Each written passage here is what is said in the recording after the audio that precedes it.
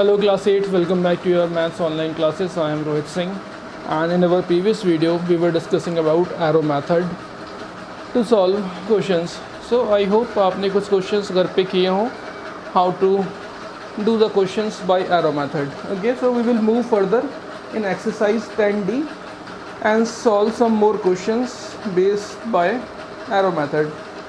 So I think we have covered till question number 2.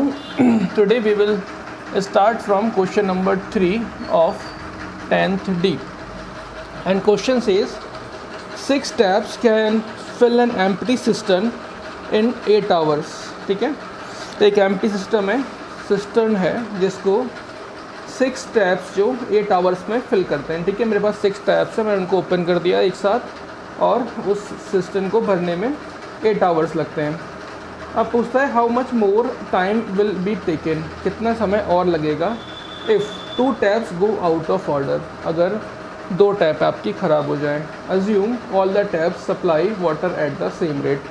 ये हमें बता दिया गया जो हमारी टैप्स हैं वो एक ही रेट पर वाटर सप्लाई करती हैं. ऐसा नहीं कि कोई ज़्यादा तेज़ कर रही है और कोई कम तेज़ कर रही है. ठीक है, तो अब यहाँ पे हमें सिर्फ 2 क्वांटिटी गिवन है, एक है हमारी टैप और दूसरा है टाइम.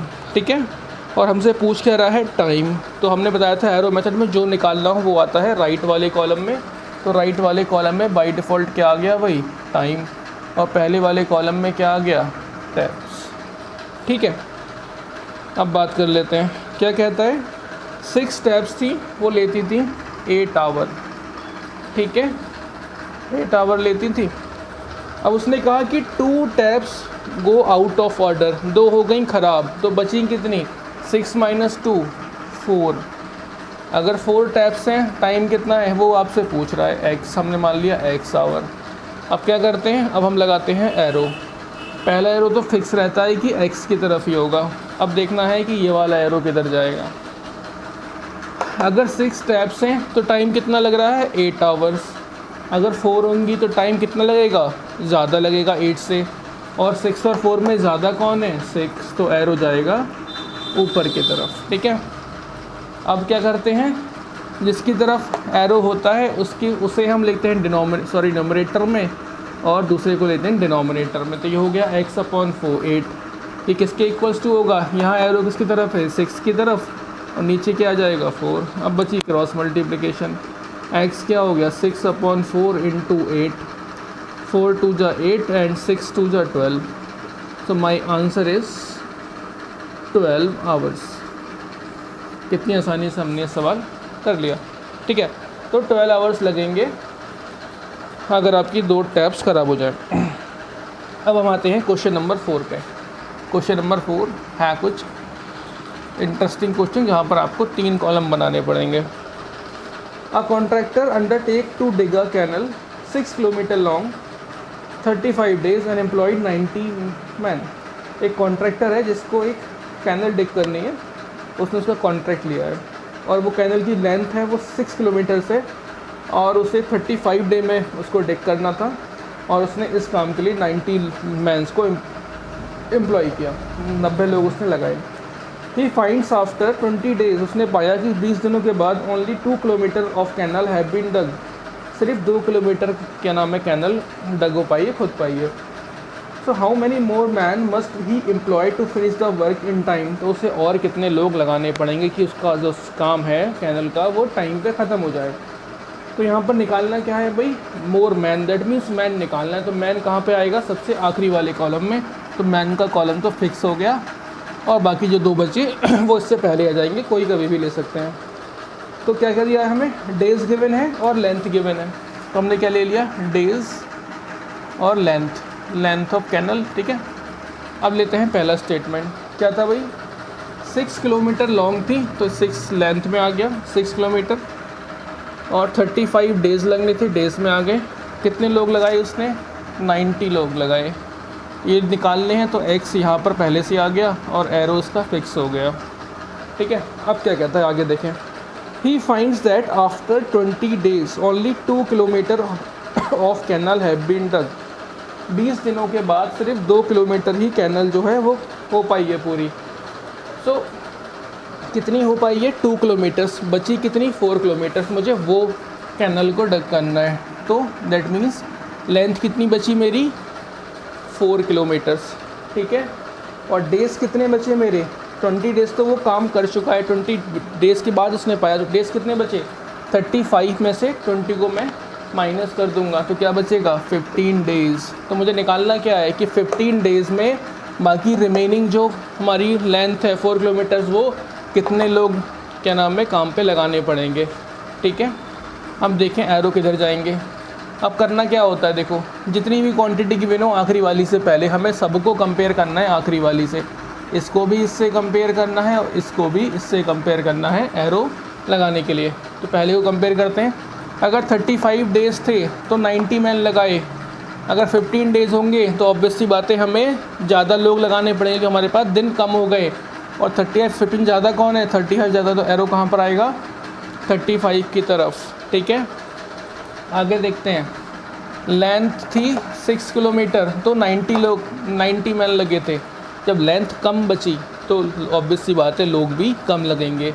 4 किलोमीटर के लिए मुझे कम लोगों की ज़रूरत होगी। और 6 और 4 में कम कौन सा है 4 कम है, तो एरो किसकी तरफ आ जाएगा 4 की तरफ आ जाएगा, ठीक है। अब क्या करते हैं, एरो किधर है x की तरफ, होता ही है x/90। It will be equals to बाकी जो क्वांटिटी होती हैं उनकी कर देते हैं मल्टीप्लिकेशन। क्या क्या बची हैं 35/50 मल्टीप्लाई बाय 4/6, ठीक है। जिसकी तरफ एरो वो ऊपर। अब क्या कर दें x 90 को वहाँ ले जाएं, 35 × 4 × 90/15 × 6, ठीक है। 15 6 × 90, 6 और 6 कैंसिल आउट, 4 5 × 20 एंड कैरी बचा 2, 4 3 × 12 और 2 14। सो 140 डेज़ मेरा आंसर आया। सॉरी मैन निकालने थे 140 मैन। सो 140 मैन मुझे लगेंगे टोटल अपने काम को ख़त्म करने में। मगर उसने मुझसे पूछा क्या है हाउ मच मोर मैन, कितने और लोग लगेंगे। तो इतने लोग तो मैं पहले से लगा चुका हूँ, तो कितने मैन मुझे और चाहिए लिख सकता हूँ रिक्वायर्ड मैन, ठीक है।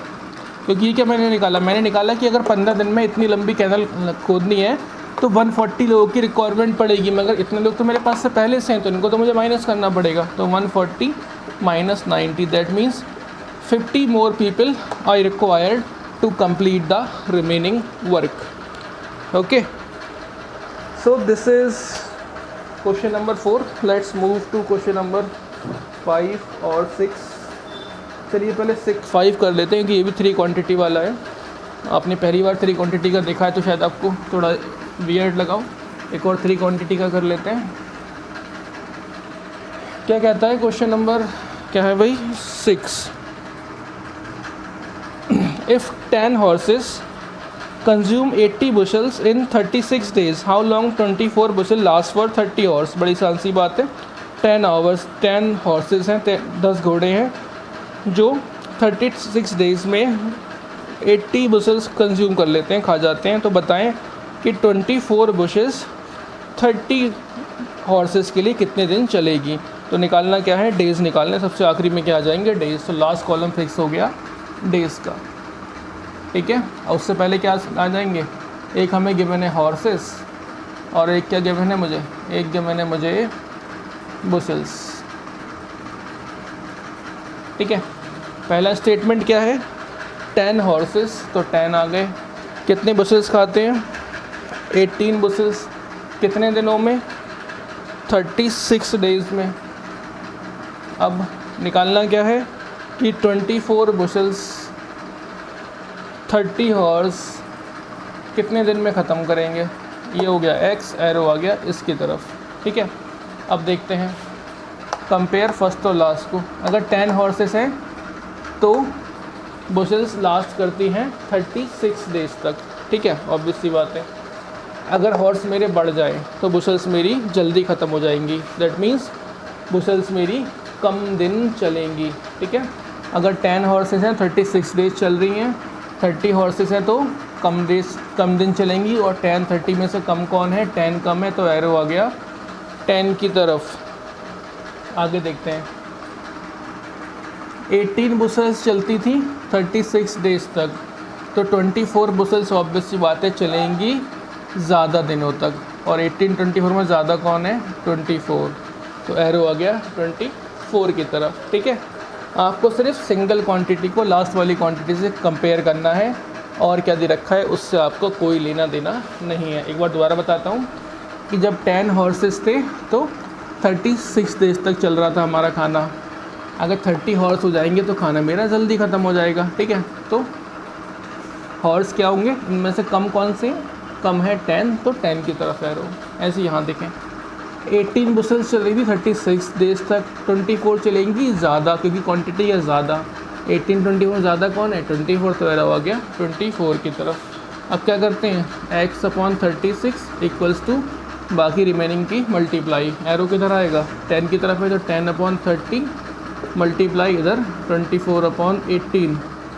x क्या हो गया? 10/30 मल्टीप्लाई 24/18। 0 0 कैंसिल आउट, 3 8 जा 24, और ये क्या बचा? 8/18। That means it is 36। तभी कहूँ कैंसिल क्यों नहीं हो रहा? x/36, x will be 10 × 24 × 36/30 × 18। ये 36 730 पढ़ लिया था। 0 0 कैंसिल आउट, 3 1 जा 3, 3 2 जा 6, एंड नाउ 6 3 जा 18, एंड 6 2 जा 12, 3 8 जा 24, and 8 2 जा 16. So my answer is 16 days. So if there are 30 horses and 24 bushels, they will last till 16 days. Okay, so this is my answer. तो अब हमने हर तरह के क्वेश्चन प्रैक्टिस कर लिए। आप इसके आगे क्वेश्चन 6 7 खुद करके देखिएगा, और अब हम मिलते हैं अपने नेक्स्ट वीडियो में। ओके, आई होप आपको समझ में आया हो कि एरो मेथड से हम क्वेश्चंस कैसे करते हैं। बड़ा आसान सा मेथड है, ज़्यादा हमें दिमाग भी नहीं लगाना पड़ता, बस एरो हमें लगाने आनी चाहिए, और उसके बाद तो हमें सिर्फ मल्टीप्लाई करना है। Okay, so practice more question at your home. Till then, bye bye, take care.